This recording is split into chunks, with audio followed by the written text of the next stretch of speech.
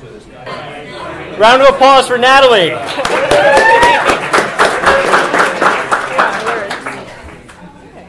Hi, my name is Natalie. I am talking about so you want to manage a remote team.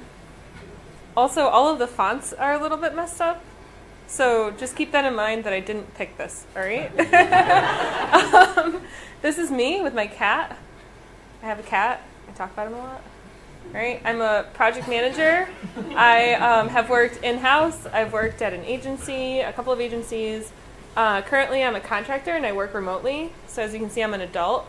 I get paid to wear pajamas most of the day, hang out with my cat, talk about hanging out with my cat. But really, I've had sort of like a full spectrum experience of working for different teams. You know, and it's always a learning experience, but I thought today would be a good time to talk about working remotely, the different challenges you can have while managing a team, and how to sort of overcome that. So first off, why would you even want a remote team? Maybe you need different skill sets that you can't find locally or that are kind of hard to come by. Maybe you don't want to be restricted by the geography in your region, whether it's for really specific skills or really broad skills. Working and hiring remotely allows you to sort of cross all of those barriers and work with people who can fit any sort of spec for your project and really, you know, get the best of the best if you want that. Sometimes people need more capacity and can't find anyone locally, and you want to just hire someone right away to start working no matter where they are. Or you need something done faster or cheaper. Outsourcing is a form of remote work, and sometimes that's just something that needs to happen. I know not everyone loves it. Sometimes it's not best practices, but outsourcing teams is something that happens. So what should you expect from a remote team? So on here I have managing versus working remotely because there's a little bit of a difference. Does anyone here currently work remotely? Oh, wow. Nice. Okay, so like maybe about half of you. This is awesome. So there's quite a few differences between managing a remote team and being on a remote team, and it's more building on the skills of working remotely than, you know, something that's totally differently. So being on a remote team, you need to have a really good personal workflow. That was one of the first things I found working with people and working myself remotely. It's a lot harder. You're not around people who are talking about what their schedule is like all the time. You're not seeing how people are setting up their emails or their files or their filters or even how they get things done. So you really need to be able to find a solid workflow and stick to it and tweak it when needed, and also not let that get in the way of doing the work when you're changing that. Getting to know people is a lot different. When you're on a team, you're not going to be interacting with people face-to-face as regularly. You might be having video calls. It might be all chat-based. You might be across different time zones, so it might be really asynchronous, and it's a little harder to get the feeling of what someone's personality is like that way. So that's always a challenge to overcome. Understanding hierarchy is sometimes a little more convoluted remotely. You're not necessarily seeing who's in an office and who's in an open workspace. You're not always around bosses or understanding what those conversations are, who those people are, what they look like. And expectations, setting and keeping them is a lot different. It's a lot more upfront, and you have to be very clear. And a lot of people don't find that natural, especially in a remote environment. It's a lot less unnatural. It's a lot more of asking questions and sort of getting in front of people, whether it's chat or email, and making yourself known.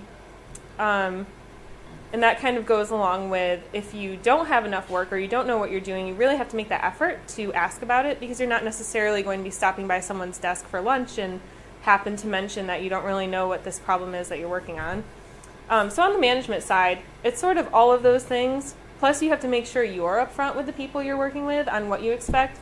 If you have a deadline that's a really, really hard deadline, you really need to make that clear, because when you're working remotely, people can check out a lot easier. If something is difficult or scary, you know, some people might have a tendency to just sign off and disappear.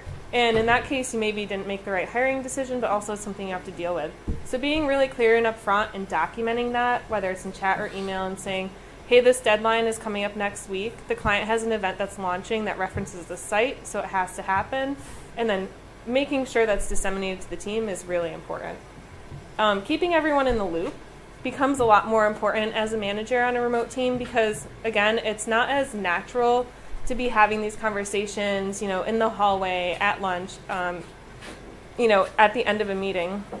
Really letting people know what's going on. If you launched a really cool website and only half of your team worked on it, let everyone know. Let them all feel proud and know what their company worked on and what all of their coworkers were involved in. And that goes on the opposite side, where if something goes wrong, having those conversations publicly is really helpful to see where that went wrong, how that can be avoided in the future, and keeping everyone in the same context of where the company is at.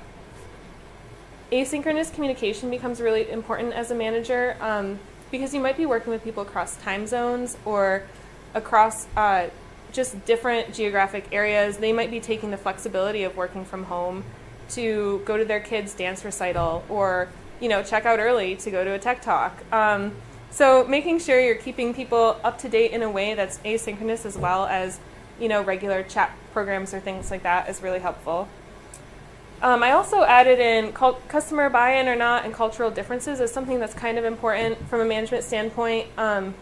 This becomes important if you're outsourcing to another country, but also if you just have people across many time zones. A lot of times a client might need a meeting right away or a call right away, and they won't necessarily understand why it's so hard to coordinate 3 people's schedules. You're not all going into a conference room together, so it makes it a lot more difficult to make it work. So just making sure your client understands the nature of your team and why you chose to have a team across many time zones, getting the best of the best, not being restricted by geography, being able to understand all of those different facets of what your client does is really important.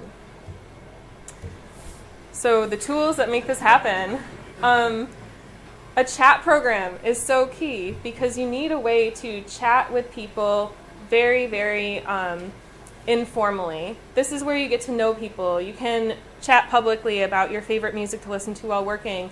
You can talk about the website you just launched. You can talk about any issues coming up, any vacation time.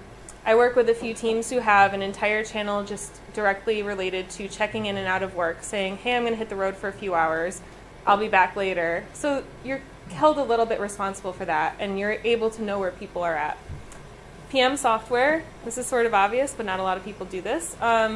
Having some way to document every aspect of a project, all of the open tasks, all of the documentation you get when you start the project, whether that's a contract, specs, files they send you, any of their expectations, questions where you can discuss things, all of that is really important. Something like Basecamp or Breeze or any software like that.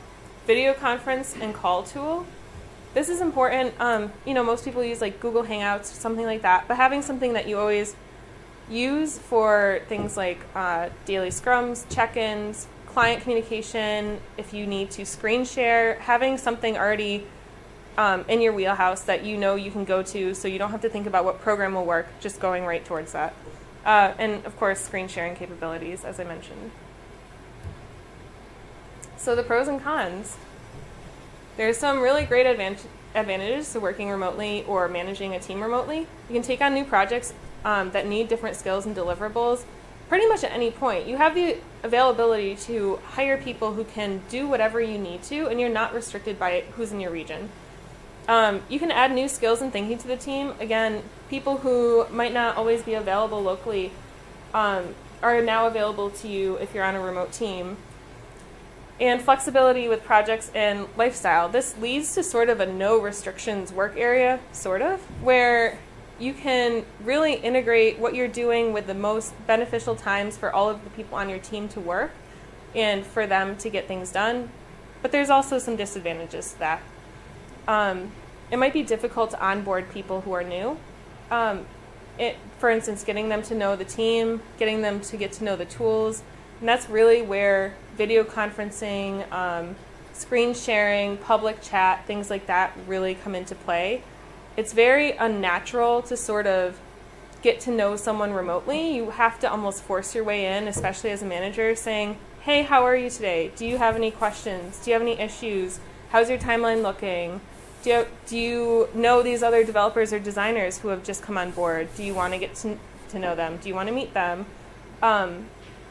when you work remotely, the tendency is sort of to pull back from all of that, and I think a lot of people might gravitate towards that. But as a manager, you really want to pull people out of out of their computers and into the interaction you're having as a team. So the real main issues you might come across are these three. Communicating everything. You really need to be clear. Like I said, any sort of deadline that is coming up, any issues, if people do a good job, make sure you're really clear in that communication. Things can be taken so differently when it's written rather than in person. You're missing a lot of things like tone of voice, facial expressions if you're not on a video call, even just sort of like a sigh, like, oh, crap, that's coming up. So really be clear and strive to get clear answers from your team. If you really need to ask for follow-up questions, do it. It's your job. But also, it's not annoying if you're getting what you need from it. Taking conflict offline can be a little trickier. Again, you're missing all of that context that's there, you know, why people are upset or why something happened, why there's tension. So being able to do something like go one-on-one on a video call, schedule a voice call, find a way to really remove someone from a situation and get to know them and their issue better is really helpful. And again, documenting everything. If you have people across time zones, they might not necessarily always be there to see what's going on right in the moment. So having a way, like a project management tool or sort of weekly reviews, you know, through a Google form or something like that is really, really helpful to be able to have your team all participate and be able to reference everything. So the last sort of bit, keep in mind, really be conscious of teams across time zones. That includes not just time differences between yourself and your clients and your team, but also different holidays if people are in different countries. That kind of goes along with being really clear with communication. Understand when people are available and when they're not. Understand when they might be taking some time off for family and when they're not. Be really good about conflict resolution. I think I kind of went over that in the last slide. Get to know people, force your way into their lives, ask them questions, make them get to know each other, share funny gifs, funny videos, music videos, you know, really get people talking, and it becomes a fun environment to log into every day. And let your clients know. You don't really want your clients to wonder why everyone's logging in at different times to solve an issue if a big issue comes up. And it's better to let them know that you're doing this for their own good. You have a fantastic team across many states or countries because you're going to be able to deliver them the best that way. So keeping the clients in the loop is always key. So go forth and work remotely.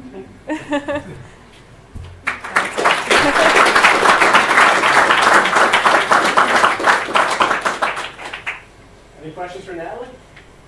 Sure. Natalie, Hi. do you have any suggestions for bringing people who are new to the working remote environment that are used to being in a highly supervised environment? Any suggestions on how to do that successfully? So he asked, do I have any recommendations for bringing people who are used to working in an office environment into a remote environment successfully? I think the main thing there is, again, communication, maybe setting up regular check-ins weekly, daily if needed, to make sure everything's going as planned. And I'm sure there will be lots of questions about not only tools, but communication styles, hierarchy, documentation, even things like getting access to files that are needed, and being able to check in regularly and see if someone's comfortable with how that's going and getting those questions. I actually have worked for a company also that assigned people in like 2 to 4 hour blocks your first few days and walked you through not only setting up your own environment, setting up your own chat tools and email and filters for email or tickets or things like that, but also just shared their vision of the company culture, and that was super helpful, getting like multiple people's perspectives on what their company is like and why they love it and what issues they've faced. And then you get sort of a broader spectrum that you might not get when you're remote and just starting, but it's almost like getting to know a team over lunch or something like that. That's been really helpful. Any other questions? All right, another applause for Natalie. Thank you.